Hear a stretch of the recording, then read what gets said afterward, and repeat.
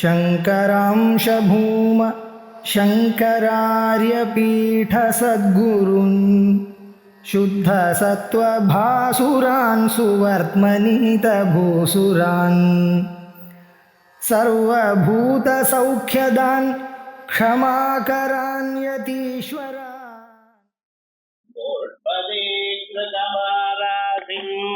मशगेग्रतराक्षसम् रामायण महामाला रत्नं वन्दे नीलात्मजम् अंजनानन्दनं वीरं जानकीशोकनाशनं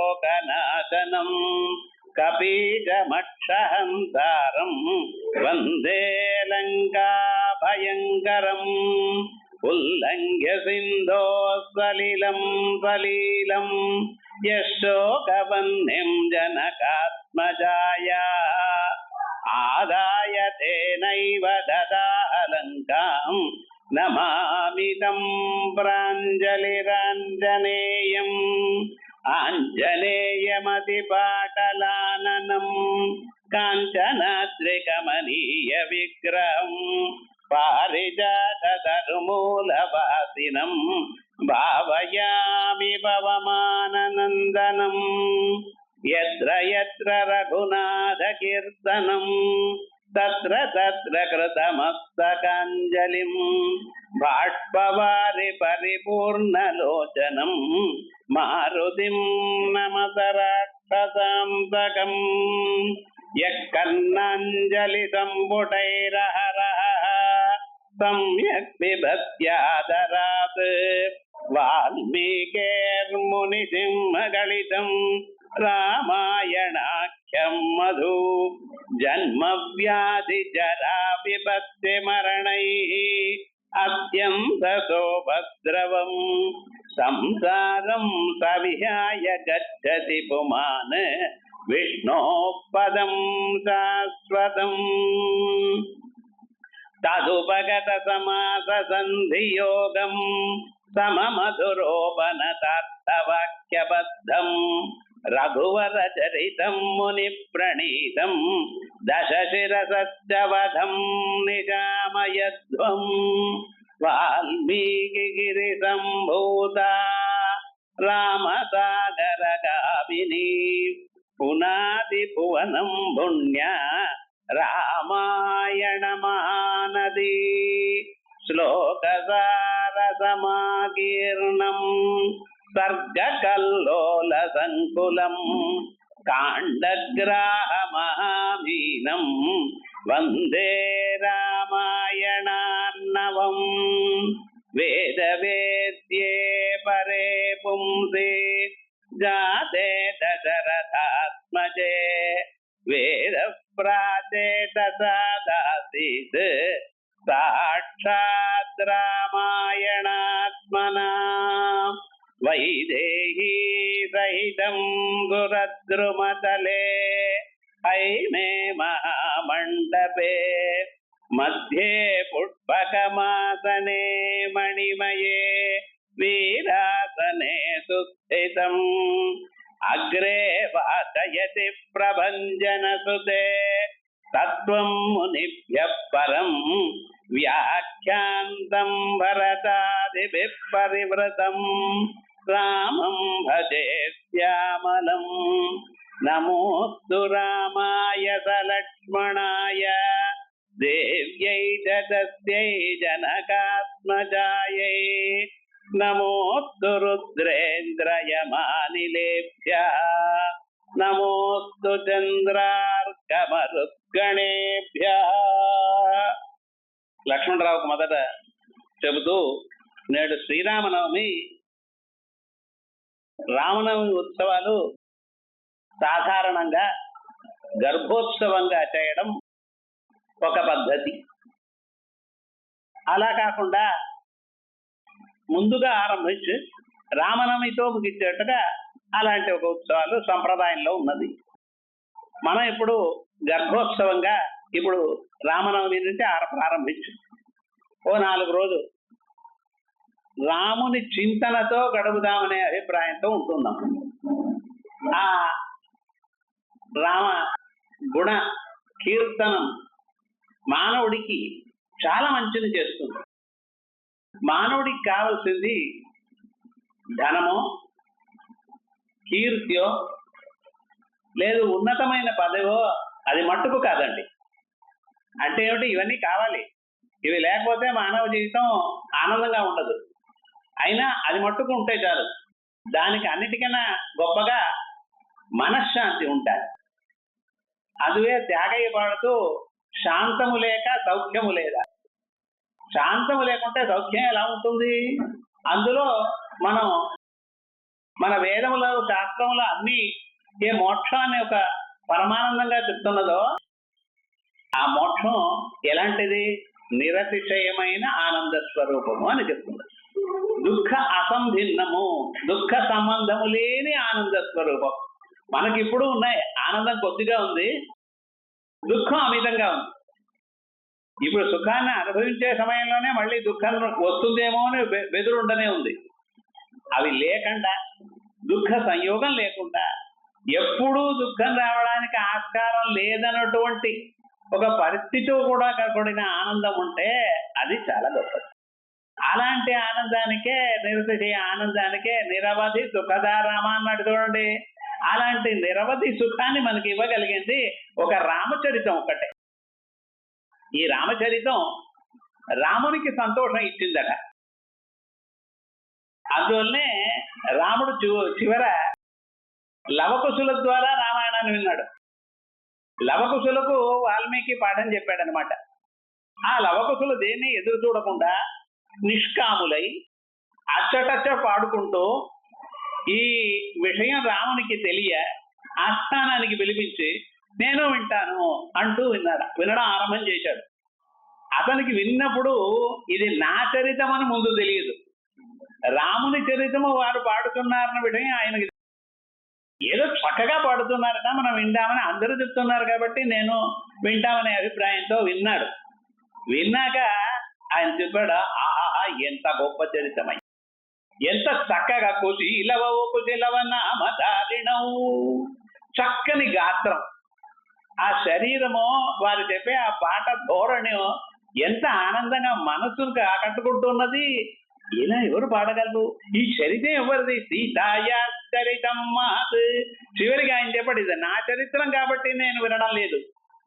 మరి ఏమిటి? మహాపతివ్రత అయిన సీతమ్మ తల్లి యొక్క చరిత్రం. అందువల్లనే సీతాయా చరితం మహత్. ఆ సీతమ్మ చరిత్రం, సీతమ్మ గొప్పతనాన్ని మనం ఈ 4 రోజుల్లో తెలుసుకోబోతున్నాం. అటువంటి ఆ గొప్ప సీతమ్మ చరిత్ర నాకు క్షేమాన్ని ఇచ్చింది. మమాపి తద్భూతికరం ప్రచక్షతే మహానుభావ చరితం, మమాపి తద్భూతికరం ప్రచక్షతే. అయ్యా, ఈ ఆనందం, ఈ సీతా చరితం, ఈ రామాయణం, ఇది ఏమిటి? మమాపి, నాకు కూడా. అదేమిటి అన్నాడు? రాముడు పుట్టడాన్ని దుఃఖాన్ని అనుభవించడానికే పుట్టాట. ఆయన అభిప్రాయం అది. ఈ రాముడి అవతారం ఎలా వచ్చింది అని అడిగితే దుఃఖాన్ని అన్నింటినీ అనుభవించడానికి వచ్చిందని ఆయన సమాధానం. ఒక్కొక్కరు ఆ జీవితంలో వారి వారి అభిప్రాయం ఉంటుంది కదా. ఆయన చెప్పాడు, రాముడు ఒక చోట్ల చెప్పుకుంటూ అయోధ్యకాండలో చెప్పినప్పుడు, అయ్యా ఈ జీవితం కావాలా నాకు? ఏమిటి అభిప్రాయం ఏమిటి నాకు తెలియలేదు. ఎందుకని? రాజ్యాద్భ్రంశవనేవాస, నాకు వరుసగా వచ్చిన కష్టాలను లెక్కబెట్టి చూశాను. ఒక్కోసారి ఏకాంతంగా ఉన్నప్పుడు మన మనసులో కూడా ఇలా తోస్తుంది కదండి. మనం ఇలా ఉండాలి అనుకున్నాం, మన జీవితం ఇలా పరిగణించింది అనే అభిప్రాయం ఉంటుంది. ఎలా వచ్చింది? రాజ్యాద్భ్రంశ, రేపు ఉదయం నీకు పట్టాభిషేకం, యువరాజ్య పట్టాభిషేకం అని చెప్పిన దశరథుడు ఏదో కారణాల వల్ల దాన్ని మానేసి చివరికి ఏమైంది? నువ్వు రేపు ఉదయంతో నువ్వు వనాలు వెళ్ళాలి, వనవాసం చేయాలి అన్నాడు. ఇది ఏం బాగుందండి? చూడండి, రాజ్యం లేదనుకుంటే అదేమిటి, ఏదో తీస్తానన్నానో అయ్యా లేదయ్యా సరిపోతుంది. అయితే నువ్వు రాజ్యంలో ఉండకూడదు అంటే లోకులు కాకులు వారు ఏదో విధంగా మాట్లాడతారు. ఎంత రాముడు గొప్పవాడైనా కూడా లోకంలో 10 మంది ఇలా ఉంటారు, 10 మంది అలా ఉంటారు. ఎలక్షన్ సీజన్ కదండి, అది ఇలా ఉంటుంది అలా ఉంటుంది. అందరూ ఒక రాముడికి ఓటు వేస్తారా? వారు ఏం చెప్తారు? ఏ పాపం చేశాడో, లేకుంటే దశరథ చక్రవర్తి ఇటు అటు పోనివాడు, ధర్మంలో అలాగే నిలిచినవాడు, ఇంద్రాదులకు కూడా సహాయం చేసిన వాడు. అలాంటి దశరథ చక్రవర్తి తనకు చాలా ఇష్టమైన రామచంద్రమూర్తిని అడవులకు పంపాలి అంటే ఏదో పెద్ద తప్పు చేసి ఉండాలి. ఆ తప్పు లోకంలో ఎవరికి తెలియదు కాకుండా అలా చేశారు అని అంటారు కదండి. రాజ్యాభ్రంశ వనేవాస, రాజ్యంలో ఏదో మూల తెలియకుండా కూర్చోని ఆయన నీకు రాజ్యం లేదు, మా భర్తవే రాజ్యం ఇస్తానని చెప్పకుండా నువ్వు అడవులకు వెళ్ళాలి అన్నాడు. ఇది ఒక పెద్ద కష్టమైనది, జీవితంలో ఒక మలుపు తిరిగిన వ్యవహారం. అంతేకాదండి, సీతానష్ట, సీతాదేవి ఆమె ఏమిటి, మనకు దుఃఖం వచ్చినప్పుడు, మనస్సుకు చాలా బాధ కలిగినప్పుడు, మనలో ఉన్న ఒక రహస్యాన్ని ఆ దుఃఖాన్ని పాలు పంచుకోవడానికి వేరెవరున్నారు? ఒకటి భార్య, రెండవది మిత్రం. మిత్రుడికి కూడా అన్ని చెప్పడం లేదు, కొన్ని వ్యవహారాలు భార్యకే చెప్పగలిగింది. అలాంటి భార్య కూడా లేదు చూడండి, ఆ రావణ పట్టుకెళ్ళిపోయాడు. భార్య నష్ట, సరే మనకు సహాయం చేయడానికి జటాయు వచ్చాడు. ఆ జటాయును కూడా రావణుడు చంపేసిపోయాడు చూడండి. సీతానష్ట ఖగోమృత, ఇలా ఈ దృశ్యం మహాలక్ష్మి, నాకు వచ్చిన అభాగ్య పరంపర, దౌర్భాగ్యుడుగా నేను పుట్టాను. అది ఎలా వచ్చిందండి? ఒక్కొక్క మెట్టుగా వరుసగా వస్తున్నది కదా. ఈ దృశ్యం మహాలక్ష్మి నిర్దహేదపి పాపకం. ఒకవేళ అగ్ని భగవంతుడు నాకు సహాయం చేయడానికి వచ్చాడనుకోండి, ఆయన్ని కూడా ఏదైనా కాల్చిపారేస్తేమో. నా జాతకంలో 12 ఇళ్లలోనూ శని భగవాన్ ఉన్నట్టుందయ్యా. ఇలా ఉంటే ఎక్కడి నుంచి జరిగేది? ఇలా ఒక్క రోజు నిద్రపోలేదట. ఎప్పుడు సీతమ్మ తల్లిని పంపివేశాడో అప్పటి నుంచి ఆయన నిద్రపోవడం లేదు. ఎన్ని రోజులు ఉన్నారో రాజ్యం చేశాడు? 10 వర్ష సహస్రాణి 10 వర్ష శతాని చ, 11,000 సంవత్సరములు ఆయన రాత్రి పూట నిద్రపోకుండా గడిపాడండి. ఇలాంటి రాముడు ఆయన చెప్తున్నాడు, అయా మమ పితద్భూతికరం ప్రచక్షతే మహానుభావ చరితం నిబోధత. ఇలాంటి ఒక రామాయణం నిజంగా మానవుడికి ఆనందాన్ని ఇచ్చేది, మనశ్శాంతిని ఇచ్చేది. అది గొప్ప ఒక తత్వం అండి. ఆ తత్వాన్ని మనం అనుభవించిపోతాం. దీంట్లో వక్త కాదు గొప్ప, శ్రోత కాదు గొప్ప. దీనికి గొప్పతనం ఏమిటంటే విషయం. ఇందున్న ఈ విషయం చాలా గొప్ప. రాముడు ఘోర పాతక విరాముడు, సద్గుణ కల్పవల్లిక రాముడు, షడ్వికార జయ రాముడు, సాధు జనావనోద్ధత రాముడు, రాముడే పరమ దైవము అని. ఆ రాముడే ఉన్నదా అందరికన్నా గొప్పగా మనశ్శాంతిని. అతనికి మనశ్శాంతి లేదనుకోండి, అది వేరు. ఆయన ఆ రాముని చరితం అన్నది చాలా మనశ్శాంతిని ఇచ్చేది. మన పూర్వీకులు ఎందరో ఆ రాముని అనుభవించారు. ఆ గొప్ప రామస్వరూపం ఆ రాముడు. రామాయణ ప్రారంభం చేయడానికి మునుపు వాల్మీకి అనుగ్రహం వచ్చిందండి. ఏమిటి? ఆ రాముడి చరిత్ర మొత్తం మనం టీవీలో చూసినట్టు చూసి రాశాడు. శ్రోత్రై నేత్రై బిబన్, చెవులతో విన్నాడు, కంటితో చూశాడు, రాశాడు. అంటే ఆయనకు అనుగ్రహం వచ్చింది. ఎవరిచ్చారు ఈ అనుగ్రహం? బ్రహ్మదేవుడు. శోకశ్లోకత్వమాగత, ఒక అతని శోకము శ్లోకమైనది. అతను ఏదో స్నానం చేస్తూ ఉంటే తమసా నది తీరంలో ఒక బోయవాడు 2 పక్షులు ఆనందంగా ఉన్నప్పుడు ఒక పక్షిని కింద కొట్టుతాడు. రామాయణం చదివిందని మంచి తత్వం ఏమిటంటే అంటే ముఖ్యంగా మనం మంచి మార్గమును వదలరాదు. బ్రహ్మచర్య అహింసాచ వరసగా చెప్తుంటాడు 13వ అధ్యాయంలో భగవద్గీతలో. విశేషంగా జ్ఞానము అని అమానిత్వమదంభిత్వం అహింస శాంతిరాజ్యవం ఆచార్యోపాసనం శౌచం స్థైర్యమాత్మ వినిగ్రహ ఇంద్రియార్థేషు వైరాగ్యమనహంకార ఏవచ. అట్లా అని వరసగా 20 గుణాలు చెప్పాడు. అవన్నీ మన దగ్గర ఉండాలి. ఇలాంటి గుణాన్ని మనం అలవర్చుకున్నాం అనుకోండి, అలవర్చుకోవడానికి ముఖ్యమైన మార్గం ఏమిటి? భక్తి ఉండాలి. ఆ రాముని పైన భక్తి, ధర్మం పైన భక్తి, శ్రద్ధలు ఇవంటే ఉంటే మనకు అవి మనం ప్రయత్నం చేయకుండా మన వెనకనే వస్తాయి. లేకుంటే మనం ప్రయత్నం చేసుకుంటే ప్రతి అడుగులో విఘ్నాలు వస్తూ ఉంటాయి. అంటే మానవుడి పాపం ఉభాభ్యామేవ మనుష్యలోకం, పుణ్యపాపములు రెండు చేసి కదండి మానవ జన్మ ఎత్తింది. అందువల్ల ప్రతి అడుగులో బాధలు వస్తూ ఉంటాయి. మీకు బాధలు తప్పాలంటే భక్తి ఉండాలి. భక్తి ఉండిందంటే, రాముడి మీద భక్తి ఉండిందంటే మనకి ఏ బాధలు లేదండి, అవి అన్నింటినీ తీసుకెళ్ళిపోతాయి. అటువంటి విశేషమైన చరిత్రలో రాముడిని సీతమ్మను వెతుక్కుంటూ వచ్చి హనుమని చూసి దానివల్ల సుగ్రీవ సఖ్యం ఏర్పడి, ఆ సుగ్రీవుడు అతని బాధలు అతను ఎప్పుడు చూడండి, ఫ్రెండ్స్ ఎలా ఉంటారు అంటే మనం ఎవరితో కన్నా మనలాంటి వాళ్ళే ఉంటారు. జీవితంలో మనకే బాధలు ఉంటే వాడు చెప్తే వాడి మూట విచ్చుతాడు, వాడి దీనికన్నా ఎక్కువగా ఉంటుంది వ్యవహారం. ఏంటి అయ్యా నీకేదో భరతుడు ఏదో వాడికి రాజ్యం వచ్చింది నువ్వు వదిలేచారు అంటున్నారు, నాకు అలాంటి పరిస్థితి వచ్చింది. మా అన్నగారు వాల్మీకి నన్ను రాజ్యం నుంచి ధర్మేశాడు, మిమ్మల్ని రాజ్యం నుంచి ధర్మేశాడు నాన్నగారు, ఇప్పుడు అన్నగారే నన్ను రాజ్యం నుంచి ధర్మేశాడు, అందులో చాలా బాధలు నేను అనుభవిస్తూ ఉంటున్నాను అని చెప్పగా అతనికి వాళ్ళని చంపి అతని సుగ్రీవ సఖ్యం చేసుకుని వాళ్ళని చంపి విశేషంగా పట్టాభిషేకం చేసి ఇచ్చారనమాట. చేసిచ్చాక ప్రతి సహాయం చెయ్యాలి. కృతస్య ప్రతి కర్తవ్యం యశ ధర్మ సనాతన, మనకు సహాయపడిన వాళ్ళకి నేను సహాయం పడతానని మాట ఇచ్చాడు కదండి. అందువల్ల ఏం చెప్పాడు, అయ్యా సీతమ్మని వెతకడానికి అన్ని చోట్లలో కోతులను పంపుతాను అని చెప్పి సర్వాన్ సమానీయ వానరాన్ వారరషభ, వానరాన్ వారరషభ, ఆ కోతులకు అధిపతి అయిన సుగ్రీవుడు ఏం చేశాడు, ఆయన కింద ఉన్న అన్ని కోతులు రావాలి అన్నారు. వచ్చి 4 దిక్కులకు అన్ని దిక్కులకు పంపాడండి. దిశ ప్రస్థాపయామాస దిదృక్షజనకాత్మజామ, దిశ ప్రస్థాపయామాస, అన్ని దిక్కులకు సీతని వెతకాలని పంపించాడు. ఇలా పంపిస్తే తక్కిన దిక్కుల్లో పోయిన కోతులన్నీ కూడా చెప్పిన ఒక గడువు, ఒక నెల పెట్టారు. ఆ నెలలో రాగా ఈ దక్షిణ దిక్కుకు మట్టుకు దక్షిణామాత్య సంపదం, ఈ నెలకు ఈ దక్షిణ దిక్కు వెళ్ళిన వారు మట్టుకు ఈ నెల రోజులు ఇక్కడనే పోగొట్టుకున్నారు. ఎక్కడ ఆ ఋషిముఖ పర్వత ఆ ప్రాంతాల పక్కనే వెతుకుతూ ఉన్నారు. కొద్ది కొద్దిగా వెళ్ళి వెతికి ఏమైంది, చివరికి ఏదో గుహలో దొరుకుతుంది.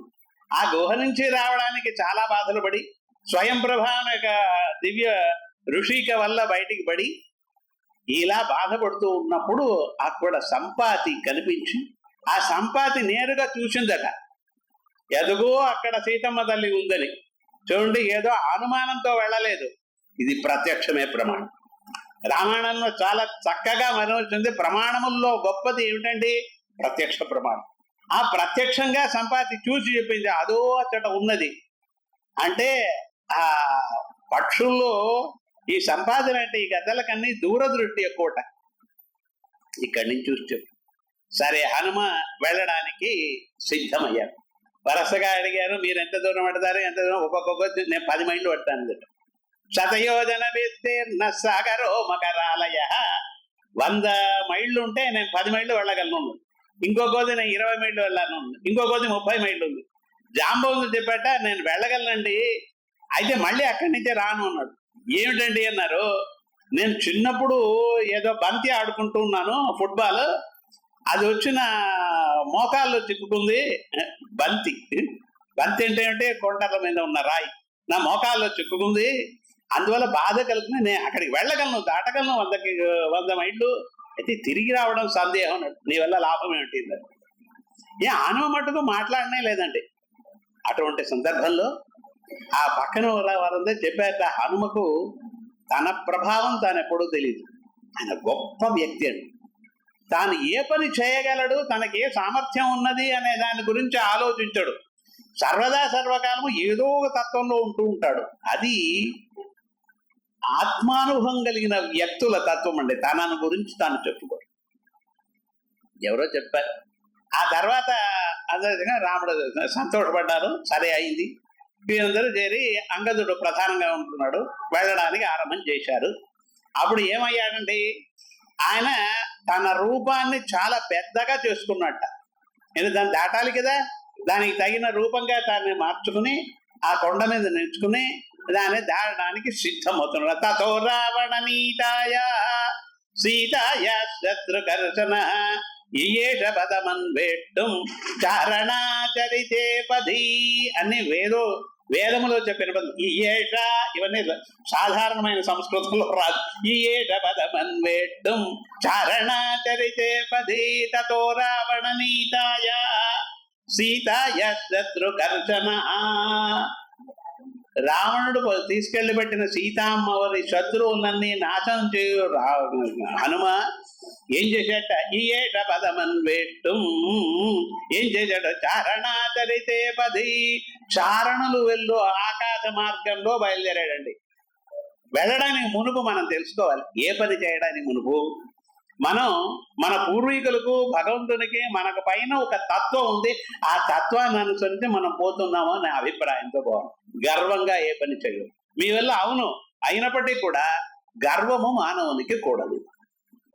అందువల్ల మొట్టమొదటి ఏం చెప్పాడంటే ఆ భగవంతుడికి నమస్కారం చేశాడు. ససూర్యాయ మహేంద్రాయ పవనాయ ఆత్మయోనయే భూతేభ్యశ్చ అంజలిం కృత్వా చకార గమనే మతిం. ససూర్యాయ మహేంద్రాయ సూర్యుడికి నమస్కారం చేశాడు, మహేంద్రుడికి నమస్కారం చేశాడు. తన తండ్రి అయిన పవనాయ ఆత్మయోనయే ఏ పని చేయడానికి మునుపు అమ్మగారిని నాన్నగారిని గురువు గారిని తలుచుకోవాలి. అది తలుచుకుని ఆరంభించే కార్యజయం ఏర్పడుతుంది. ఏమంటే వీరేం చేస్తారంటే వీరు మీ పనికి మీరే చేసుకుంటున్నారు. వచ్చిన ప్రతిబంధకములు పోగొడతారు. అందువల్ల ప్రతిబంధకం రాకుండా పోవాలి అంటే మొదట అమ్మ నాన్నల్ని గురువుని నమస్కారం చేసి వెళ్ళాలి. సరే వృధే రామవృద్ధ్యర్థం సముద్ర ఇవ పర్వసు గిరిణ ప్రేవ్యమానేన పవ పర్వసద్యమానేన సర్వత గుహావిట్టాని భూతాని వినేదు వికృతైశ్వరై. ఒక్కసారి తాను లంఘించబోతున్నాడు, ఉరకబోతున్నాడు. ఆ రెండు కాళ్ళలో కింద అలా పర్వతాన్ని ఒక ఆదిమది పైకి వెళ్ళాక ఆ అదమగానే ఏమైందండి అన్నారా, ఆ పర్వతం అందులో ఉన్న ఆ గుహలన్నీ చూసారా, ఆ గుహలన్నీ ఒక్కసారి మూసుకుపోయి మళ్ళీ తెరిచిందట. అంత హనుమ ప్రభావం చెప్తున్నాడు. అప్పుడు ఏమైంది, ఆ లోపల ఉన్న విద్యాధరులు వాళ్ళంతా ఆనందంగా, ఇప్పుడు మనం కొత్తగా ఎక్కడైనా ఎక్స్కర్షన్ పోతాం, అక్కడ ఊటీకి పోదాం అక్కడ పోదాం అనుకుంటూ అక్కడ హోటల్ రూమ్ లో కొన్ని రోజులు సంతోషంగా ఉండేసి వద్దామని పెడతారు కదా. ఇలా విద్యాధరులని కొండగోలు అనుకున్నారు. ఇలా ఒక్కసారి కాగానే వాళ్ళకంతా బెదురు పుట్టింది. అయ్యా మన జీవితం ఉంటే చాలు, అనుభవం తర్వాత గాని అని వాళ్ళ ఆకాశానికి ఎగిరిపోయారట. గిరిధూతై విద్యజేయం గిరిర్భూతై ఇది మత్వా తపస్వినా ద్రష్ట విద్యాధర సర్వే. విద్యాధరులందరూ బెదిరారండి, అక్కడి నుంచి వెళ్ళిపోయారు. అటువంటి సందర్భంలో ఆయన వానరాన్ వానర శ్రేష్ఠ ఇదం వచనమబ్రవీత్. మనం తెలుసుకోవాలి హనుమ స్వభావం ఎలాంటి. హనుమ స్వభావం తెలుసుకుందుకు మునుపు మన జీవితంలో మనం ఎలా ఉండాలని చెప్పేది ఆదర్శంగా ఉండేది ఈ గ్రంథం. ఏదో మేనేజ్మెంట్ అని ఏదో చెప్తుంటారు కదంటే కొత్తగా. ఒక వ్యక్తి ఒక పని చేయడానికి మునుపు ఆయనకు కావలసిన ఆత్మవిశ్వాసం ఎలాంటిది ఉండాలి అది మనకు తెలుసు. ఈ సెల్ఫ్ కాన్ఫిడెన్స్ అంటారు కదండి. ఇవన్నీ మాటలు ఉన్నాయి కానీ విషయాలు ఏం కనిపించలేదు. ఇప్పుడు మన రామాయణంలో దాన్ని ముందుగా చెప్పాడు, వాల్మీకి చెప్పాడు హనుమ ముఖంగా. ఆయన ఏమనుకున్నట్ట, ఆ పక్కనుండే కోతులతో చెప్పాట, వానరాన్ వానర శ్రేష్ఠ ఇదం వచనమబ్రవీత్ యథా రామ వినిర్ముక్త సరస్వతన విక్రమ గచ్చేత్తద్వద్గమిష్యామి లంకాం రావణ పాలితాం. మా రాముడు బాణం వదిలాయంటే ఒక మాట ఒక బాణం. ఆయన బాణం వదిలాయంటే దాన్ని ఆ శరం లక్ష్యాన్ని భేదించకుండా రాదు. ఇవన్నీ కరదూషణ వధాల్లో అక్కడ ఇక్కడ చూశారు. వాణ్ణి చంపడానికి మునుపు సుగ్రీవుడికి ప్రత్యయం రావాలి, నమ్మిక రావాలి అనడానికి ఒక్క బాణముతో 7 తాటి చెట్లను కింద పగల కొట్టాడు. ఒకే బాణం. అలాంటి పరాక్రమం కలిగిన రాముడు, ఆయన బాణం ఎలా పెడుతుందో అలా పెడుతున్నాను నేను. లంకాం రావణ పాలితాం నహి ద్రక్ష్యామి యది తాం లంకాయాం జనకాత్మజాం. ఒకవేళ ప్రత్యక్షంగా సంపాదించి చెప్పాడు అక్కడ ఉన్నది, అయితే చూసి చెప్పి 4 గంటలైంది కదండి. ఇప్పుడు అక్కడి నుంచి స్థలం మార్చేసి వేరెక్కడైనా పెట్టి ఉంటే అందువల్ల వెతికుంటాను. అయినప్పటికీ కూడా ఒకవేళ నాకు సీత అమ్మవారు లంకలో కనిపించకుంటే యదిరద్రక్ష్యామి యది తాం లంకాయాం జనకాత్మజాం అనేనైవ హి వేగేన గమిష్యామి సురాలయం. ఈ వేగం ఉందే, ఇదే వేగంలోనే నేను స్వర్గలోకానికి వెడతాను. ఏమంటే ప్రాణం ఏమంటే స్వర్గలోకంలో ఉంటుంది కదా, స్వర్గలోకానికి పెడతాను. అది కాకుండా యదివే త్రిదివా సీత త్రిదివే సీతాం నద్రక్ష్యామి కృత శ్రమ. ఒకవేళ సీతాదేవి స్వర్గంలో కూడా లేకుంటే ఏం చేయబోతావయ్యా? బద్ధ్వా రాక్షస రాజానం ఆనయిష్యామి రావణం. మళ్ళీ లంకకు వచ్చి రాక్షసుని నా తోకతో కట్టి మళ్ళీ తెచ్చేస్తాను. సర్వదా కృత కార్యోహం ఏష్యామి సహ సీతయా. దీంట్లో సందేహం వద్దు మీకు. సర్వదా కృత కార్యోహం, నేను అనుకున్న పని సాధించకుండా వదలను. ఇది కావాలండి. మనకు ఏదో ఆరంభం చేస్తాం, మొట్టమొదటి విఘ్నం రాగానే ఇది మన వల్ల కాదేమో అని వదిలేస్తాం. మీ వల్ల కాని పని మీ వల్ల మీరు ప్రారంభించరండి. అది మొదట తెలుసుకోవాలి. ఒక మానవుడు ఒక ప్రయత్నం చేయడం ఆరంభం చేశాడంటే దానికి ఇటువంటి భగవద్ అనుగ్రహం ఉన్నది. లేకుంటే మీ మనసులో తోచదు అది. నేను ఈ జన్మలో దీన్ని సాధిస్తాను అనే అభిప్రాయం మీకు తోచాలి అంటే ఏదో జన్మలో దీని సంకల్పం, ఇప్పుడు కాదు సంకల్పం. అందువల్ల మనం వేసే ప్రతి అడుగు వెనక ఈశ్వర అనుగ్రహం ఉన్నది. ఆ అనుగ్రహం ఉండబట్టి మనం అనుకున్న దాన్ని వదలకూడదు. మీరు ఆరంభం చేయడానికి ముందు 100 సార్లు ఆలోచన చేయండి. నేను వద్దను. ఆలోచన చేసి ఒక కార్యంలో దిగండి. అయితే పని ప్రారంభం చేసినాక ఏదో విఘ్నం వచ్చింది కానీ ఏడకూడదు. అది ముఖ్యంగా మనం తెలుసుకోవాలి. మనం ఎప్పుడు ప్రారంభం చేసి ఈశ్వరానుగ్రహంగా ప్రారంభం చేశామో ఆ ఈశ్వరుడి అనుగ్రహం వల్ల పుష్పంబగు అగ్నిమంచకు నకోపారంబు భూమి స్థలంబగు శత్రుండతి మిత్రుడవు విషము దివ్యాహారంబు నెన్నగా నవని మండల లోపలం. మీకే కట్టలేదు. ఎంత కష్టమైన పని అయినప్పటికీ కూడా పుష్పంబగు వజ్రాయుధం మీ పైన పెడితే పుష్పంలా ఉంటుంది. అగ్ని మంచగు నిప్పు కూడా మంచులా చల్లగా ఉంటుంది. అకోపారంబు భూమి స్థలంబగు సముద్రమైనా సరే భూమిలా మీకు ఉపయోగపడుతుంది. అంతేకాకుండా శత్రుండతి మిత్రుడవు, వాడు మహాశత్రువు అంటే మన వంశానికే శత్రుడు. ఈశ్వరానుగ్రహం ఉంటే అన్ని మిత్రుడు. ఆ ధైర్యం ఉండాలి మీకు. ఈ ధైర్యంతో హనుమ కదిలాడు. అది విశేషం. మన రామాయణం చూస్తున్నామంటే రామాయణం మన జీవితానికి ఎలా ఉపయోగపడుతుంది అని చూడాలి. ఏదో సెల్ఫ్ కాన్ఫిడెన్స్ అని అంటూ ఉంటారు. అవి మనకు వాల్మీకి ప్రతి క్షణం అనుక్షణం చూపెట్టాడు హనుమత్ ద్వారా మనకు సుందరకాండలో.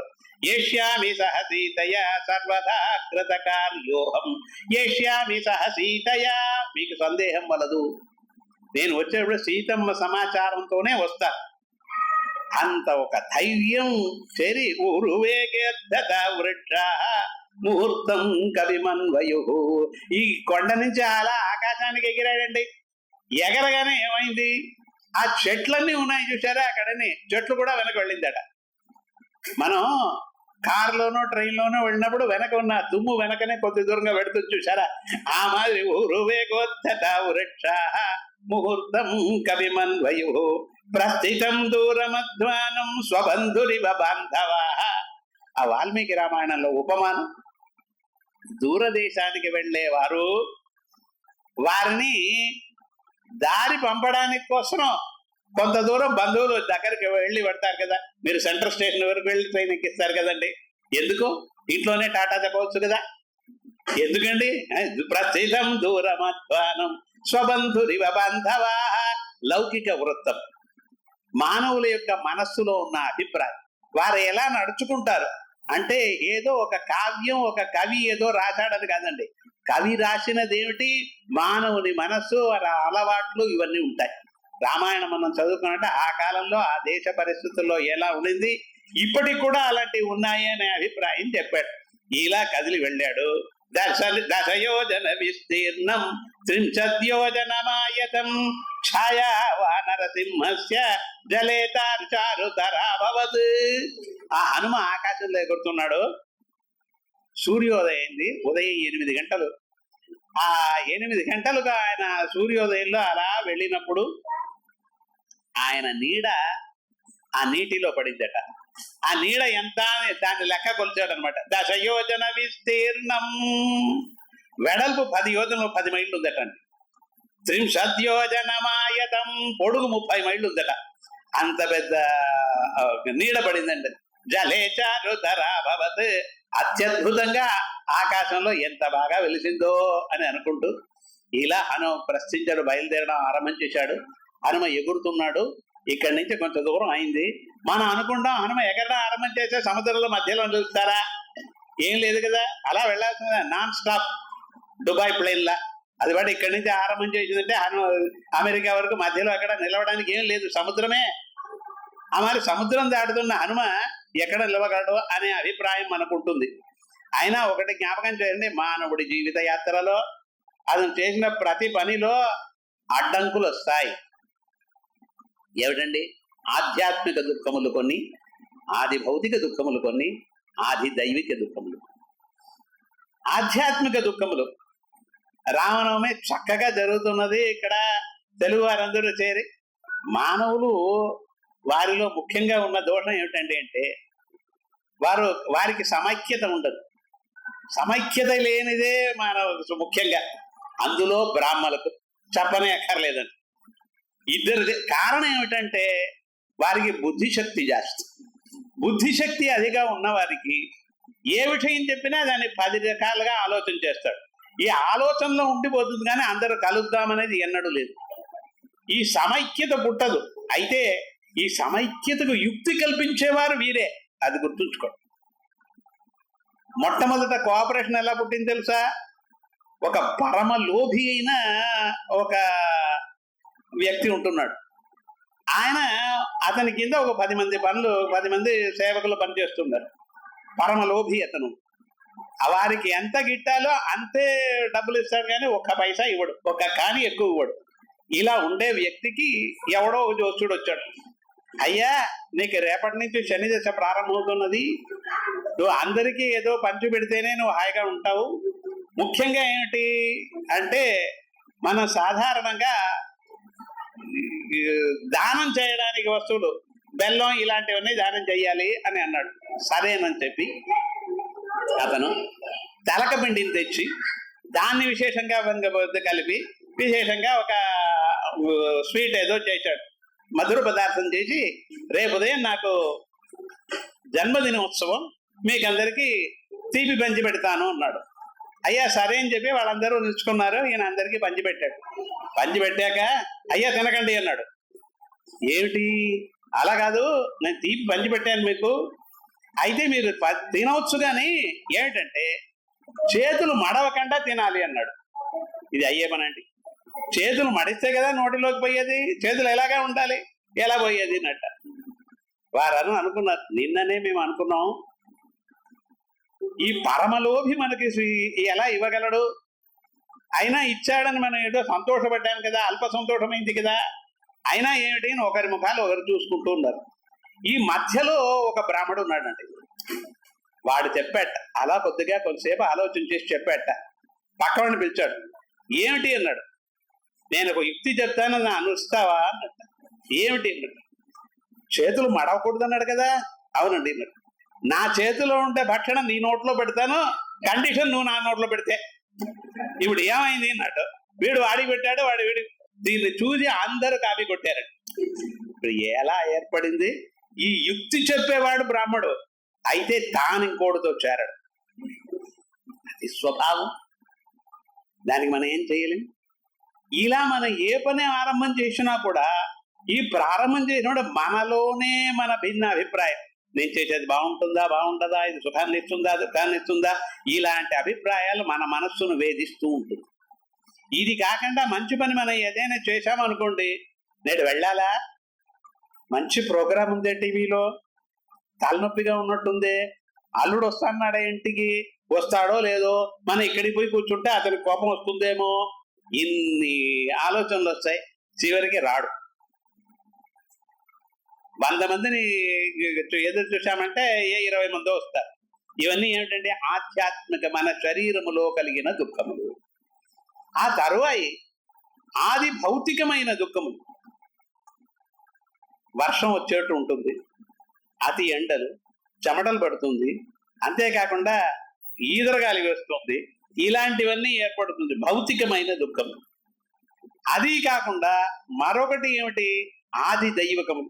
ఎందుకు వచ్చిందా ఈ బాధ అనేది తెలియకుండా వస్తుంది. ఫ్రమ్ అన్నోన్ క్వార్టర్స్ వస్తాయండి. ఇలాంటి 3 విధమైన దుఃఖములు మానవులకు సహజమని శాస్త్రములు చెప్తాయి. ఆధ్యాత్మిక దుఃఖము, ఆది భౌతిక దుఃఖము, ఆది దైవిక దుఃఖమని. ఇలా ఉంటూ ఉన్నప్పుడు హనుమ కదులుతున్నాడా? ఈ హనుమ వెళ్ళే విషయాన్ని సాగరం చూసిందనమాట. సముద్రుడు చూశాడు. సముద్రుడి పైన నీడ పడింది ఇక్కడ. ఏమిటయ్యా ఇంత పెద్ద జల వస్తువు ఉన్నది, ఇంత పెద్ద నీడ పడింది అని చూశాడు. చూడగానే అతనికి ఒక ఆలోచన పుట్టిందట. ఏమిటి, ఆహాహా ఎంత గొప్ప సందర్భం నాకు దిక్కిందయ్యా. ఏమిటి, హనుమ బయలుదేరి వెళ్తున్నాడు. ఈ హనుమకు నేను సహాయం చెయ్యాలి. ఎందుకు సహాయం చేయాలి? అయ్యా చూడ, అహమిక్ష్వాకునాథేన సగరేణ వివర్ధిత లక్ష్యాం ఇక్ష్వాకు సచివశ్చాయం. నాకు చాలా ముఖ్యమైన వాళ్ళు ఇక్ష్వాకు వంశానికి చెందిన వాళ్ళు. ఎందుకండి, ఈ ఇక్ష్వాకు వంశంలో సగరుడని ఒక చక్రవర్తి ఉన్నాడు. ఆ సగర చక్రవర్తి అశ్వమేధ యాగం చేయడానికి ప్రారంభం చేశాడు. 100 అశ్వమేధ యాగాలు చేయాలని సంకల్పించాడు. 100వ యాగం. ఈ 100వ యాగం పూర్తి చేస్తే ఇక మీద సగర చక్రవర్తి ఇంద్రుడైపోతాడు. ఇంద్రుడి పదవికి అలాంటి ఒక నియమం ఉంది. ఈ ఇంద్రుడుగా ఎన్ని రోజులు ఉంటాడని ఏ వ్యక్తి కూడా 100 అశ్వమేధ యాగాలు చేయకూడదు. అంత పుణ్యం వచ్చిందంటే ఆయన పోస్ట్ పోతుంది, ఈయన అక్కడికి పోతాడు. ఇలా జరిగి తెప్పించుకున్నవాడు నహుషుడు. అలాంటి వాళ్ళు కూడా ఉన్నారు. ఈయన 100వ యాగం. ఇంద్రుడు తన ఉద్యోగం పోతుందంటే ఎవరైనా ఉత్తినే కూర్చుంటారంటే ఏం చేశాడంటే అశ్వమేధ యాగ పశువుని దొంగిలించాడు, పట్టుకెళ్ళిపోయాడు. పశువు లేదు. అశ్వమేధ యాగం పూర్తి కాదు. అశ్వమేధ యాగం ప్రారంభించి నిలిపితే యజమానుడికి బాధ. ఏం చెప్పాడో, తన 60,000 మంది పుత్రుల్ని పంపి, అయ్యా అశ్వం ఎక్కడ పోయిందో వెతుక్కురండి, పట్టుకురండి అన్నాడు. ఊరంతా వెతికారండి, ఎక్కడ అశ్వమేధ గుర్రం చెక్కలేదు. వచ్చి నాన్నగారికి చెప్పారు, అయ్యా వెతికామా ఎక్కడా లేదని. మీరు పుత్రుడా అని అడిగారు. ఏదైనా ఒకటి వెతకండి అని చెప్పామంటే వెతికాను నాన్నగారు లేదు అంటారు. అలా చెప్పకూడదండి. అది కనిపించే వరకు వెతకాలి. భార్య ఇంకా అఘోరం. పెట్టిన చోట్ల వెతకండి అంటుంది. ఆ పెట్టిన చోట అక్కడ తెలిస్తే నేనైతే పట్టుకోను. ఇది సాధారణంగా తెలిసే వివాహం, ప్రతి ఇంటా జరిగేదే. ఎక్కడ పోయిందో అంటే పెట్టిన చోట్ల చూస్తే కనిపిస్తుంది అంటారు. సాధారణంగా చూస్తాం, అని కనిపించదు. ఇలా అది వెతికి పట్టరా అంటే కనిపించే వరకు వెతకాలి, వెళ్ళండి అన్నారు. వారు భూమండలం వెతికారు, ఎక్కడా లేదు. కాబట్టి ఇక్కడ ఎవరైనా పాతాళ లోకం పట్టుకెళ్లారు అని చెప్పి గుణపాలు పుచ్చుకుని భూమి లోడడం ఆరంభం చేశారు. 60,000 మంది అనవరతం రోడగానే అక్కడి నుంచి సముద్రం తయారు. వాళ్ళు పాతాళ లోకం వెళ్ళారు. అక్కడ కపిల మహర్షి తపస్సు చేస్తున్నాడు. ఆయన ప్రాంతంలో ఈ గుర్రం తిరుగుతున్నది. సర్వాలంకార భూషితమై యాగానికి కావలసిన అన్ని సందర్భాలతో అది గుర్రం తిరుగుతున్నది. దీన్ని చూశారు. ఈ కపిల మహర్షి దీన్ని తీసుకొచ్చేశాడనే కోపంతో కపిల మహర్షాన్ని చంపడానికి వెళ్ళారు. అప్పుడు ఆయన కోపం వచ్చే ఆయన అలా కన్నుని అలా చూశాడు. వమంతి క్రోధాధిభవేనా, ఏదో బ్రాహ్మణులని సంధ్యవారుస్తూ ఉన్నారని చెప్పి ఏదో మంత్రజం మీద ముగ్గు పట్టుకుని కూర్చోని నమ్మకండి. కొంతమందికి కోపం వచ్చిందనుకోండి, వారు నిప్పులు కక్కుతారు. అలాంటి వ్యక్తి కపిల మహర్షి. వీరు చంపడానికి వెళ్ళగానే అన్నట్ట 60,000 మంది సగరపుత్రులు చనిపోయారు. ఒకేసారి బూడిద పాలయ్యారు. వెళ్ళిన వాళ్ళు ఎన్ని రోజులకి రాలేదే, ఏమిటయ్యా మనకు చిత్రా నక్షత్రం భవతి చిత్రం వా ఏతత్ కర్మ అని చిత్రా నక్షత్రంలో చైత్రమాసమందు పౌర్ణమి దేవతమందు ఈ గుర్రాన్ని పంపాలి. మళ్ళీ పాల్గొన మాసం చివరికిలోగా గుర్రం వచ్చేయాలి. మళ్ళీ ఆ చిత్రా నక్షత్రం నాడు చెయ్యాలి. వాళ్ళు చేసి ప్రారంభం చేసి వైశాఖ నక్షత్రంలో విశాఖ మాసంలో మొట్టమొదటి దర్శిష్టి చేసి పూర్తి చేయాలి. ఇది అశ్వమేధ ప్రక్రియ. అందుకే సంవత్సరమేవా వరుంధే అని చెప్పి విశేషంగా 1 సంవత్సర కాలం చెప్తుందండి. దగ్గరికి వచ్చేసింది, పాల్గొన మాసం వచ్చేసింది, వెళ్ళండి అని చెప్తే ఎవరు తిరిగి రారు. ఏంటి చేయడం? అప్పుడు తన మనముడు ఒకడు ఉన్నాడు, అతన్ని పంపించాడు. ఇతని పని సులభమైంది. ఏంటన్నారు, వాళ్ళ భూమండలం లేదన్నారు. ఒకరైతే కట్టండి 60,000 మంది వెతికితే నిశ్చయంగా వాళ్ళకి కనిపించలేదని చెప్పి నేరుగా ఈ పాతాళానికి వెయ్యే దారిలో వెళ్ళాడు. వెడితే అక్కడ గుర్రం ఉంది, తన పినతండ్రులు అందరూ కూడా అలా చనిపోయారు. ఏం చేసింది, ఆయనకు మనస్సు ఒక మారు అయింది. నేరుగా వెళ్ళి కపాల మహర్షికి నమస్కారం చేశాడు. నమస్కారం ఏమిటండి ఏమైంది అని అడిగాడు. ఆయన మహా దయాళువై, బాధపడవద్దు నాయన, ఈ గుర్రం పట్టుకుని వెళ్ళి యజ్ఞం పూర్తి చేసుకో. వీరందరూ నా క్రోధాగ్నికి ఆహుతులయ్యారు. అందువల్ల వీరేం చెయ్యాలి, దేవలోకం నుంచి గంగని తీసుకొస్తే విశేషంగా వీరికి స్వర్గలోకాలు చిక్కుతాయి అని చెప్పి పంపాడు. నేరుగా వచ్చాడు, దీన్ని తీసుకొచ్చాడో తాతగారికి ఇచ్చేశాడు. యాగం పూర్తయింది. యాగం పూర్తయినాక సగర చక్రవర్తి తన పుత్రుల గురించి బాధపడలేదు. ఆ తర్వాత వారి సగర చక్రవర్తికి అబ్బాయి పుట్టాడు, వాళ్ళ అబ్బాయి పుట్టాడు. ఆ తర్వాత వీరికి ఎంత అయింది, వారెవ్వరూ కల్పించుకోలేదండి. తరువాయి 3వ తలమరలో భగీరథుడు వచ్చాడు. ఆయన గంగను తీసుకురావడానికి మహత్ ప్రయత్నం చేశాడు. ఇవన్నీ మళ్ళీ పైన కథలో వస్తున్నది. ఎందుకు చెప్పడం అంటే, ఈ సగరుడి వల్లనే నేను పుట్టాను. అందువల్ల అహమిక్ష్వాకునాథేన సగరేణ వివర్ధిత, అందువల్ల సగర చక్రవర్తి నాకు సహాయం చేశాడు. అందువల్ల వీడెవరండి, ఆ సగర చక్రవర్తి వంశంలో పుట్టినవాడు రాముడు. ఆ రాముడి కార్యమును కోసం హనుమ పెడుతున్నాడు. మనకు ఎవరు సహాయం చేశారో వాళ్ళకి సహాయం చెయ్యాలా వద్దండి? అందువల్ల నిశ్చయంగా సహాయం చెయ్యాలి అనే అభిప్రాయంతో తనలో దాక్కున్నటువంటి మైనాకం అనే పర్వతాన్ని బయటకి రమ్మన్నాడు. బయటికి రమ్మనడం మట్టు కాకుండా సలిలాదూర్ధ్వముత్తిష్ట జగపిస్తవా, అయ్యా మీరు సముద్రం నుంచే బయటికి రండి, మీ పైన కొంతసేపు ఆయన కూర్చుని, ఎవరో ఈ హనుమ కూర్చుని పెడతాడు, ఆయనకు సెద తీరుతుంది, బడలికి తగ్గుతున్నది, సహాయం అవుతుంది. మీరు హనుమాన్ సర్వదత్వయి విశ్రాంత తతశేషం గమిష్యతి, హనుమాన్ త్వయి విశ్రాంత, మీ పైన కొంత దూరం విశ్రాంతి తీసుకుని మళ్ళీ వెళ్ళగలడు అని అన్నాడు. ఈయన వెళుతున్నప్పుడు ఈ మాట విని ఈ మైనాకం, సముద్రంలో దాక్కున్న మైనాకం మళ్ళీ కొద్ది కొద్దిగా పైకి వచ్చింది. పైకి రావడం కాకుండా ఆ కొండ పైన మానవ రూపంలో ఉండి హనుమన్ రండి రండి రండి అని పిలుస్తున్నది. మనం సముద్రంలో పెడుతున్న మధ్యలో అడ్డంగా కొండను చూస్తే ఎలా ఉంటుంది చూడండి. మధ్య లవణతో యస్య విఘ్నోయమితి నిశ్చిత, ఆహా నీ ఎదురు చూడలేదు. ఇలాంటి సముద్రం మధ్యంలో విఘ్నం వచ్చిందే మనకు. ఇంత పెద్దగా అది పెరుగుతూ ఉన్నది కొండ, మన మార్గానికి అడ్డం వచ్చినట్టుంది. ఏం చేసే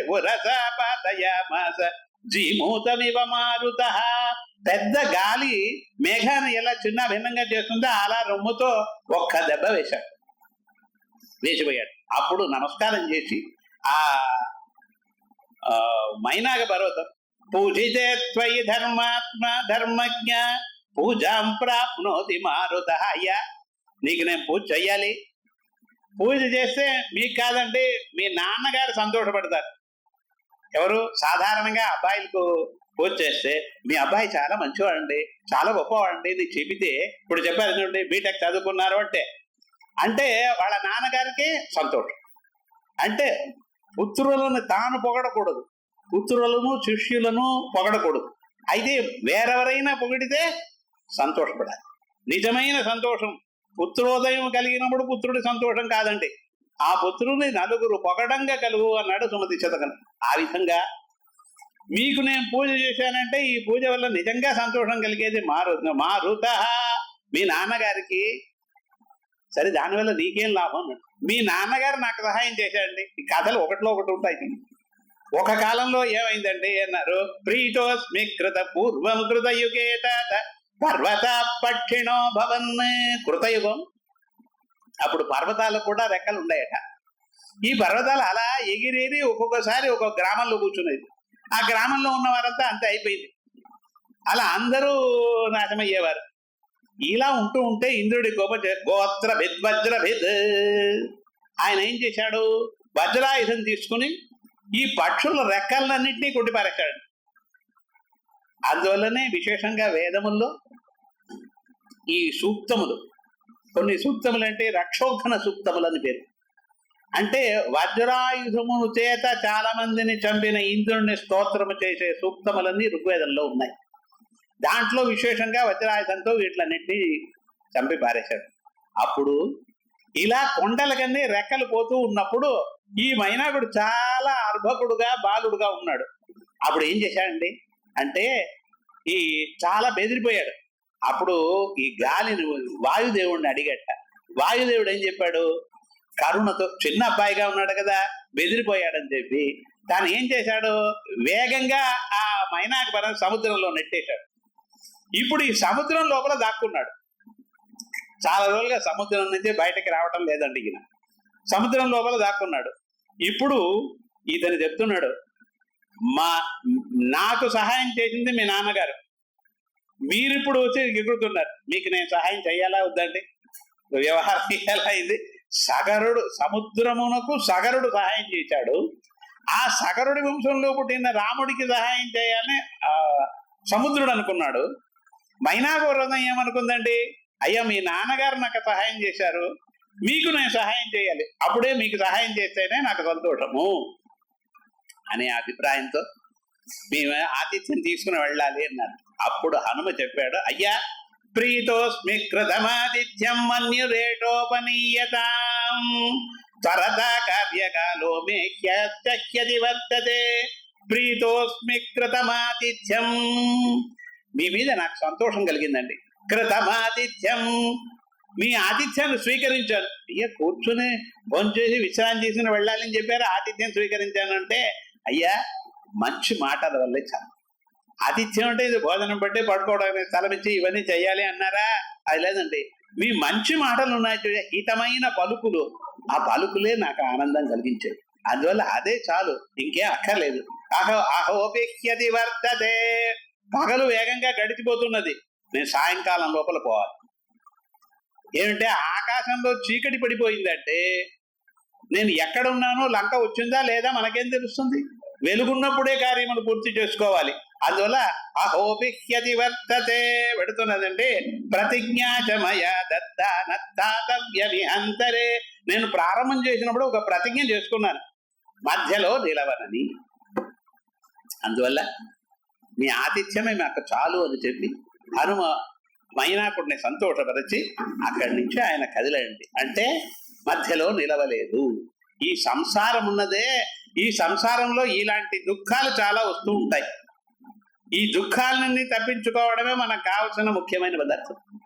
కాసంతైన సుఖం పొనర్చునో మన కామంబులే తీర్చునో వీసం పైనను వెంట వచ్చునో. ఈ సంసారాన్ని పట్టుకుని ఇలా ఇటు అటు తిరుగుతున్నామే, మనతో కూడా ఏదైనా వీసం పైన వెంట వచ్చునో. ఒక్క పైసా మీతో కూడా వస్తుందా చనిపోయేటప్పుడు?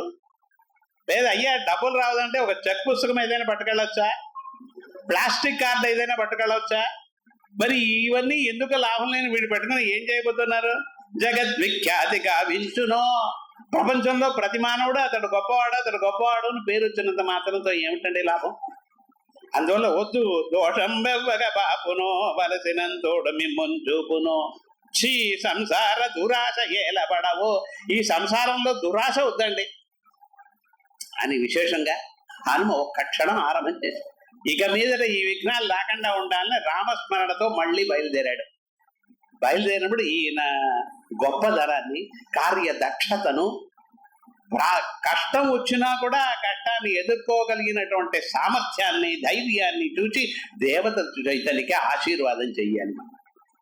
జీవితంలో దేవతా సాన్నిధ్యమును, గురువు అనుగ్రహమును పొందాలంటే మనకు కావాల్సింది ఏంటంటే కార్యదక్షత ఉండాలి, శ్రద్ధాభక్తి ఉండాలి. ఏదో గురుగారు చెప్పండి అది ఉంటుంది మనసులో, తర్వాత చూసుకోండి అలా అనకూడదు. అవన్నీ మనం చక్కగా శాస్త్రం చెప్పిన విధంగా నడుచుకుంటూ ఉన్నామంటే ఆ ఈశ్వరుడు ప్రసాదిస్తాడు మనకు. ఆ దేవతలు చూశారట ఈయనకు విశేషంగా అనుగ్రహం చెయ్యాలి అని. అనుగ్రహించడానికి మార్గం ఏమిటి? నాగమాతని పిలిచారట. వారంతా ఏం చెప్పారు? హనుమాన్నామతస్యత్వం ముహూర్తం విఘ్నమాచర బలమిచ్చామహే జ్ఞాతుం మృగ అక్షరస్య పరాక్రమం. అయ్యా అమ్మ మీరు పోయి హనుమాన్ పెడుతున్నాడు, హనుమ పెడుతున్నప్పుడు ఆయన మార్గంలో నిల్చుకోండి, ఒక్క క్షణం విఘ్న ఆచరించినట్టు చూడండి, అంతే. ఆయన కార్యదక్షతను కొట్టి మేము సంతోషపడ్డాం, శ్రద్ధను చూసి సంతోషపడ్డాం. ఆయనకు విశేషంగా అనుగ్రహించాలంటే ఆయన వద్ద నుంచి మనం ఏదైనా తీసుకోవాలి. మనం భగవంతుని స్మరణ చేయాలి. ఆ స్మరణ చేస్తే వారు మనకి తెస్తున్నారు. అదేవిధంగా రామనవమి నాడు రాముడిని స్మరణ చేయాలి, రామ జననాన్ని అనుకోవాలి, విశేషంగా రామ గుడ విశేషాన్ని మనం అనుకోవాలి, అంతే. వేరే ఏమి రాముడు ఎదురు వడపప్పు పానకం విశేషంగా ప్రసాదాలైనా ఉంటే ఇవన్నీ రాముడు ఎదురు చూడలేడండి. రాముడు చూసి మీ మనస్సులో ఉన్న భావాన్ని, ఆ భావం ఉండాలి తప్ప వేరేమీ అక్కర్లేదు అనే అభిప్రాయంతో ముహూర్తం విఘ్నమాచరా అని చెప్పారు. ఈ నాగమాత దక్షుని కూతురు, దక్ష ప్రజాపతి కూతురు ఆమె. దక్ష ప్రజాపతికి చాలా మంది భార్యలు, అందులో ఒక భార్యకు ఈమె పుట్టింది. ఈమె నాగదేవతలకన్నీ అధిపతి కూర్చుంది. ఆమెను పిలిచి చెప్పారట. అప్పుడు మమపక్ష ప్రతిష్టత్వం ఈశ్వరై వానరప్రభ. ఆమె చక్కగా నేరుగానే చెప్పేసింది, అయ్యా దేవతలందరూ నాకు నిన్ను ఆహారంగా తయారు చేశారు.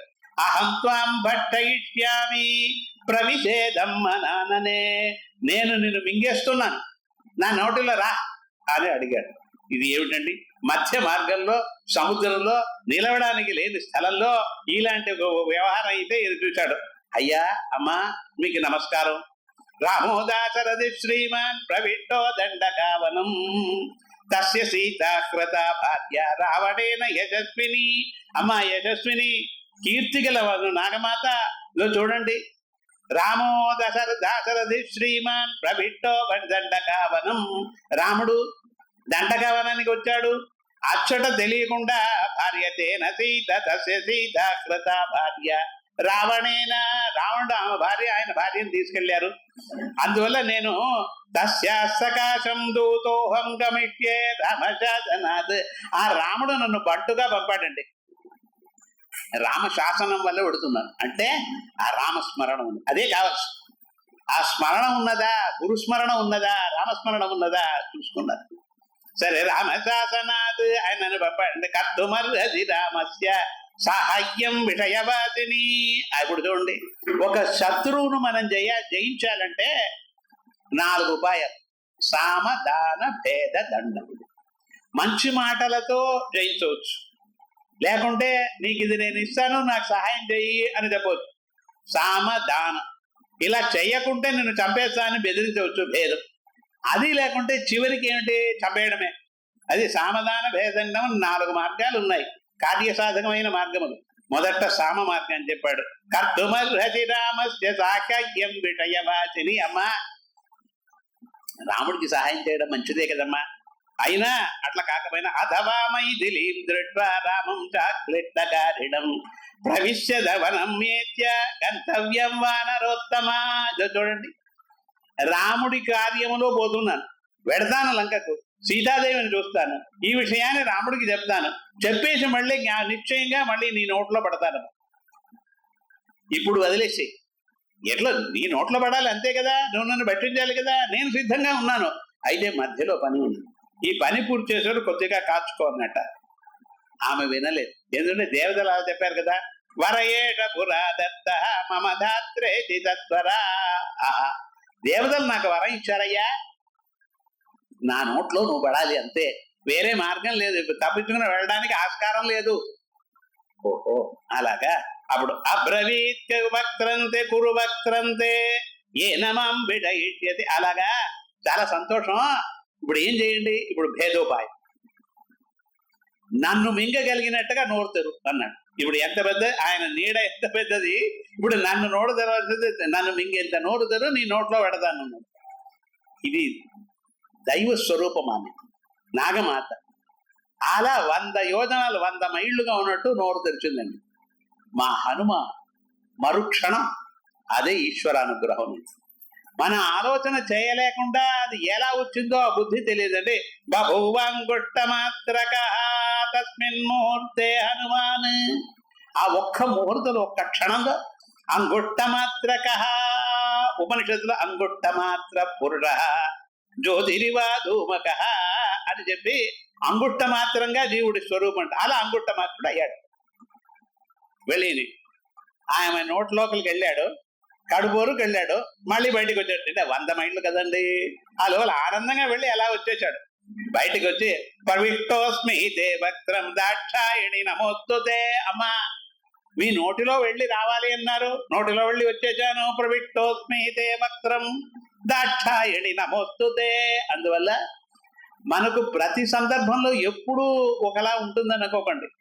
ఈశ్వరానుగ్రహం ఉండిందంటే, కార్యదక్షత ఉండిందంటే, నిశ్చయంగా మనం అనుకున్న పని చేస్తూ ఉన్నామంటే మనకు ఏదో విధంగా ఒక ఆలోచన పుడుతుంది.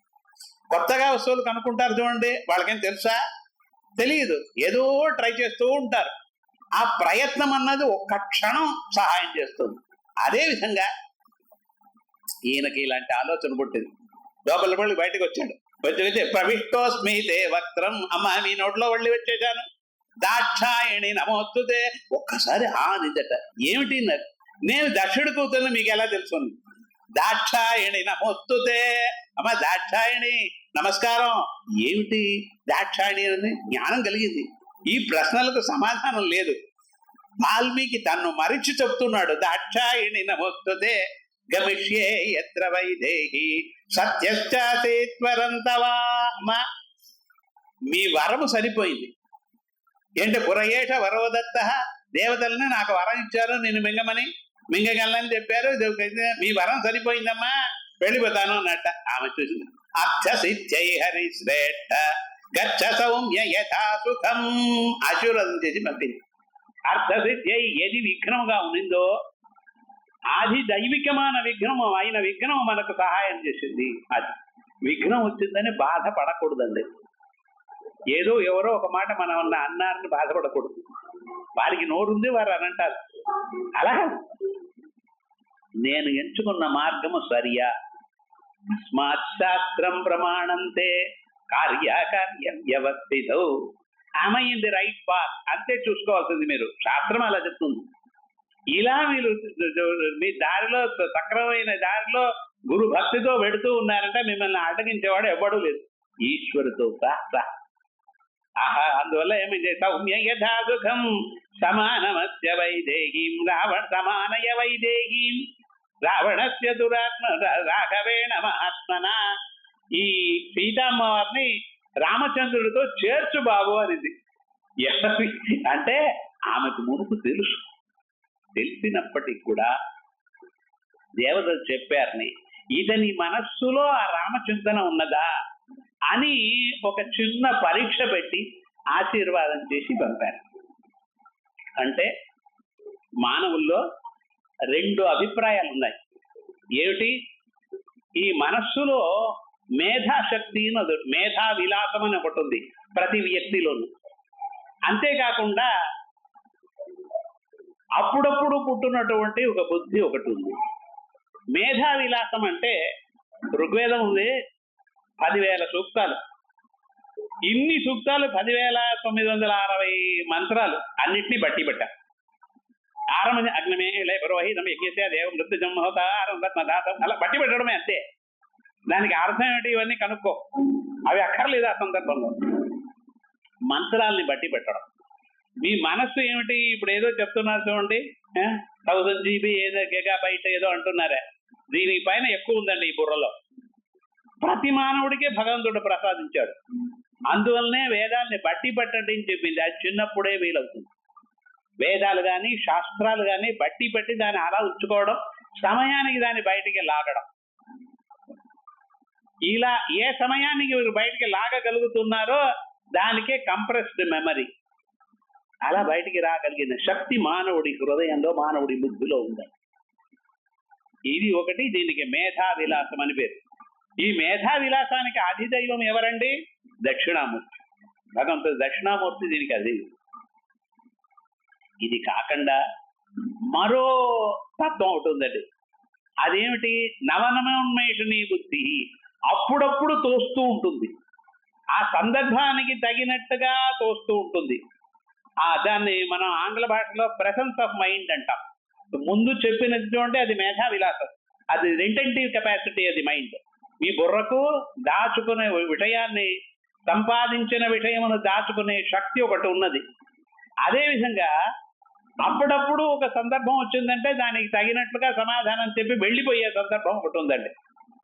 ఈ రెండవ శక్తి ఉంది ప్రెసెన్స్ ఆఫ్ మైండ్ అని చెప్పానే, దీనికి అధిపతి హయగ్రీవుడు మంత్రశాస్త్రం.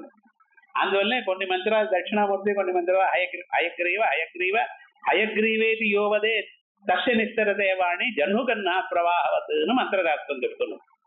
అలా ఈ హనుమ ఒక్క క్షణం ఇంత చదువుకున్న వ్యక్తి తన యొక్క ప్రెసెన్స్ ఆఫ్ మైండ్ ఒక్క క్షణం చిన్నగా అయ్యాడు. ఏమంటే కఠోపనిషత్తు ఆయన జ్ఞాపకం, అంగుట్ట మాత్ర పురుట జ్యోతిరివా ధూమక అని జ్ఞాపకం వచ్చింది. అంగుట్ట మాత్రుడు అయ్యాడు, లోపలిపై తన బయటకు వచ్చేసాడు. చదువది ఎంత కలిగిన రసజ్ఞత ఇంచుక చాలకున్న చదువు నిరర్థకంబు. ఎంత చదువుతుంది ఎట్లా అండి, సమయస్ఫూర్తి ఉండాలి. ఆ సమయస్ఫూర్తిగా ఉంటే అన్ని పనులు జరుగుతాయి. దీనికి ఉదాహరణ ఇలా అనుమతి చేశాడు. అలా వెళ్ళిపోయాడు. మళ్ళీ వెళ్ళిపోయి ఇంకా మనం సాధించాం అనుకున్నాడు. సముద్రం ఇంకా చివరికి వచ్చేశాడు. అప్పుడు ఉన్నటువంటి పంగుకృత పరాక్రమ, ఆయన వేగం తడబడింది, నిలిచిపోయాడు. ఆకాశంలో స్తబ్దుడయ్యాడు. ఏమిటి తెలియదు. ఏమయ్యా ఏమైంది? ప్రతిలోమ పరాక్రమ, ఏదో ఎదురుగాలి వీచినట్టు, మనకు ముందుకు పోనీకుండా చేసినట్టు అలా అయిపోయింది. ఏం చేస్తున్నాయా? అలా తిరిగి చూస్తున్నాడు. ఆయనకి ఏమీ గోచరించలేదు. ఒక్క క్షణం అలా కింద చూశాడు. కింద చూస్తే తన ఛాయను ఒక సత్వం పట్టుకుంది. అది ఏదో ఒక జలచరం. ఆ జలచరం అందే ఈయన ఛాయను పట్టుకుంది. మన పురాణాలు, ఇతిహాసాలు ఇవన్నీ ఉన్నాయి కదా, ఇదేదో కథలండి అనుకుంటారు. కథలు కాదండి. మానవుడు తన జీవితంలో గొప్ప విషయాలను కనుక్కోవడానికి ఆస్కారములు. అంటే ఆస్కారములు అంటే ఏమిటి? ఒక మానవు యొక్క పరాక్రమమును నిలపడానికి, స్తంభించడానికి ఒక ఉపాయం ఒకటి ఉంది. అతని నీడను పట్టుకుంటే చాలు. ఈ మంత్రశాస్త్రాల్లో కొన్ని చెప్పింది, ఒక వ్యక్తి ఉన్నాడు, అతని గోళ్ళు కట్ చేసి పారేసిన గోళ్ళు ఉన్నాయి కదా, లేదు తల్లో ఉన్న జుట్టు ఉంది కదా, దాన్ని పట్టుకుని దానికి ఏదో ప్రయోగాలు చేస్తారు. ఇవన్నీ మంత్రశాస్త్రంలో ఉన్నాయి. అంతే కూడా మనం తమలపాకులు వేసుకుంటాం కదండి తాంబూలం వేసినప్పుడు. మీరు చూడండి, సాధారణంగా తమలపాకుని మధ్యలో గీచి ఆ మధ్యలో ఉండే నరాన్ని రెండుగా తుంచే పారవేస్తారు. ఈ అలవాటు ఎందుకంటే, తమలపాకు చేసినాక ఆ మధ్యలో నరం ఉందే, ఆ నరాన్ని వచ్చి రెండుగా తుంచి పారవేస్తారు పెద్దలు. బాగా గమనించండి. ఎందుకమ్మా తుంచుతామని అడగండి, వాళ్ళకి తెలియదు. అంటే అది పూర్తిగా కనిపించంటే దీన్ని బట్టి ఆ వ్యక్తి మిమ్మల్ని ఏదో చేయవచ్చు. ఇవన్నీ మంత్రశాస్త్రాల్లో, వేదాల్లో ఉన్నాయి. అథర్వ వేదాల్లో దీనికి ప్రత్యుపాయములు ఉన్నాయి. ప్రత్యుపాయములు ఉన్నాయంటే దీనికి చేసేవాళ్ళు ఎవరో ఉన్నారు కదా, తెలుసా అర్థం? అంటే ఇతని నీడని పట్టుకుని ఇతన్ని కదలనీయకుండా చేసే ఒక వ్యక్తి ఉన్నదని. ఇది చూశాట హనుమ. ఆహాహా, ఇది ఏం చేసేది? అమ్మే కవిరాజేన కథితం సత్యమద్భుత దర్శితం. ఈయనకు జ్ఞాపకం వచ్చింది, సుగ్రీవుడు చెప్పాడు కదా నాకు ఇలాంటి ఒక ప్రాణి ఉన్నది, మన ఆకాశంలో ఎగురుతూ ఉన్నప్పుడు మన నీడని పట్టుకుందంటే మన వేగం తగ్గిపోతుంది. సుగ్రీవుడు ఆయనకి ఇప్పుడు ఇలా అయింది. అందువల్ల ఆయన చెప్పాడు, కవిరాజేన కథితం సత్వమద్భుత దర్శనం ఛాయాగ్రాహి మహావీర్యం తదితం నాత్ర సంశయ. ఇదే, సందేహమే లేదు, ఇదే అన్నాడు. నేరుగా సముద్రంలో పడ్డాడు. అది ఆమె నోరు తెరవగానే ఇప్పుడేమో ఆయన మాటలు ఇటం ఏమి లేవు, అవన్నీ సురసార నాగమాత. ఇదే ఆది దైవికమైన దుఃఖం అయిపోయింది, ఆధ్యాత్మికమైన దుఃఖం అయిపోయింది. ఆది భౌతికం భూతం వల్ల ఏర్పడింది, జలచరం వల్ల ఏర్పడింది. నేరుగా లోపలికి వెళ్ళాడు. ఆయన నోట్లో, ఆమె నోట్లో వెళ్ళాడు. ఆ ప్రాణి నోట్లో వెళ్ళాడు.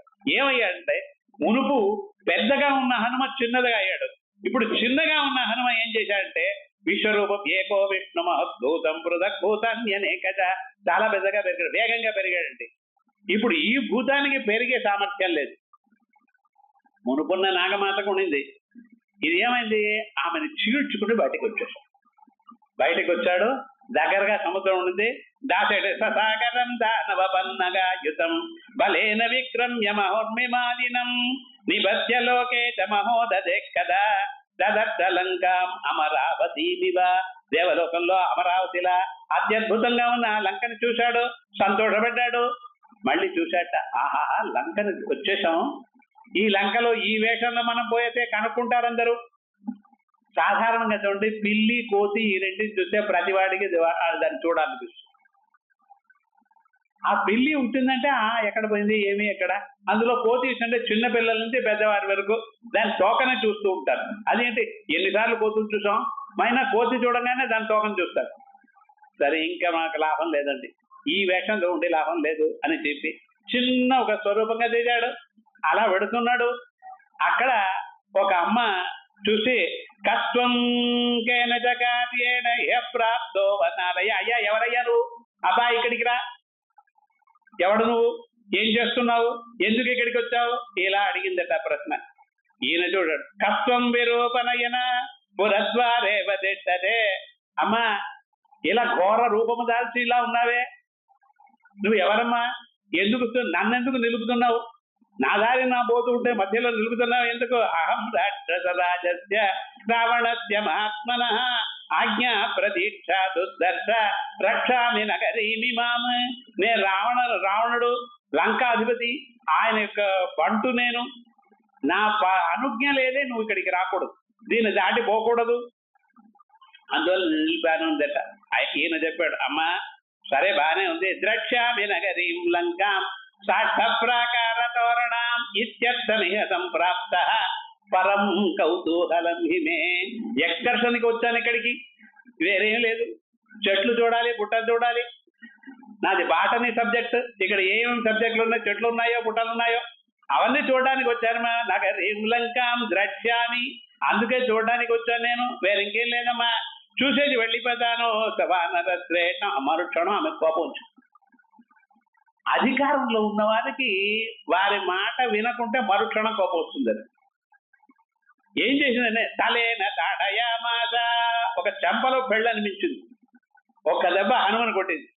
మా హనుమ చూశాట, నేనెప్పుడు శాంతమూర్తిగా ఉంటున్నాను, మరి నన్ను ప్రేరేపిస్తే ఏమవుతుంది, తతస్సంవర్తయామాస వామహస్తస్య సోంగుళి, ఎడమ చేతి ముట్టితో ఒక దెబ్బ ఇచ్చాట. స్త్రీ చేతి మన్యమాన, ఏదో పోయిపోయి ఒక ఆడంగిని చెప్పడమా అని చెప్పి స్త్రీ చేతి మన్యమానాత నాటి క్రోధ స్వయం కృత, మహా కోపం రప్పించుకోలే, ఏదో కొట్టింది కదా అంటే మెల్లగా దెబ్బ ఇచ్చాడు, అంతే. ఏమైంది, పపాత సహసా భూమౌ వికృత దర్శన, మరుక్షణం భూమిలో పడిపోయింది, మూర్ఛ చెందిందే, ప్రాణం వదిలేదు.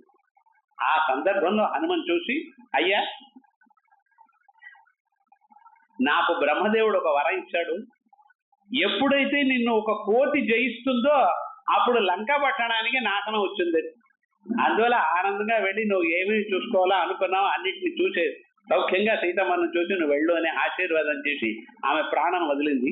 మా హనుమ ఏం చేశాడు, ఈ విఘ్నం వచ్చిన దానికి కారణం మన సంప్రదాయాన్ని వదలడం. కోతుల సంప్రదాయం ఏమిటండి, అవి రాజద్వారంలో పెడతాయా, రాజద్వారం పెడితే దానికి మనిషిని పేరు కానీ కోతిని పేరు కదా. మళ్ళీ లంక నుంచి బయటకు వచ్చాడు, అద్వారేణ మహాబాహు ప్రాకారమది తుప్లవే, ఏం చేశాడు, ప్రాకారాన్ని దాటి గోడ దూకి లోపలికి వెళ్ళాట. మా వాల్మీకి మధ్యలో ఇలా ఒక చిన్న సంతోషాన్ని కూడా కల్పిస్తున్నాడు. ఎప్పుడు సీరియస్ గా ఉండకూడదండి, రామాయణం మొదటి నుంచి చివరి వరకు ఏడుపే, కరుణ రసనే, రాముడు ఏడవడం, సీత ఏడవడం, శుక్రుడు ఏడవడం, అగ్ని ఏడవడం, ప్రతి చోట్ల ఏడుపే ఉంటుంది. అందువల్ల మధ్యలో ఇలా అద్వారేణ మహాబాహు, మా సంప్రదాయం ఇది గోడ దూకిపోవడం, అందువల్ల మానవుడు గోడ దూకిపోకూడదు, అది తెలుసుకుని మనం ముఖ్యంగా ఇలా గోడ దూకి లోపలికి వెళ్ళాట. వెళ్ళి విశేషంగా వెతకడం ఆరంభం చేశాడు. ఇలా చేసి అట్లా సీతామ్మవారిని చూసి ఆ సీతామ్మవారికి అంగుళీక ప్రధాన ఇచ్చి అంగుళాయానికి ఇచ్చి విశేషంగా అన్ని జరగబోయే స్వరూపం చూడబోతాం పైన ఈ 4 రోజుల్లో రామచరితం. దీనివల్ల ముఖ్యమైన ప్రయోజనం అంటే మనశ్శాంతితో సౌఖ్యంగా ఆనందంగా ఉండాలి అనుకుంటూ రామచరితాన్ని మళ్ళీ రేపు సాయంకాలం ఉంటుంటాం. స్వస్తి ప్రజాభ్య పరిపాలయంత న్యాయేన మార్గేణ మహిమహీషా గోబ్రాహ్మణేభ్యో సోమస్య నిత్యం లోకాః సమస్తాః సుఖినో భవంతు. మంగళం కోసలేంద్రాయ మహనీయ గుణాత్మనే చక్రవర్తి తనూజాయ సార్వభౌమాయ మంగళం.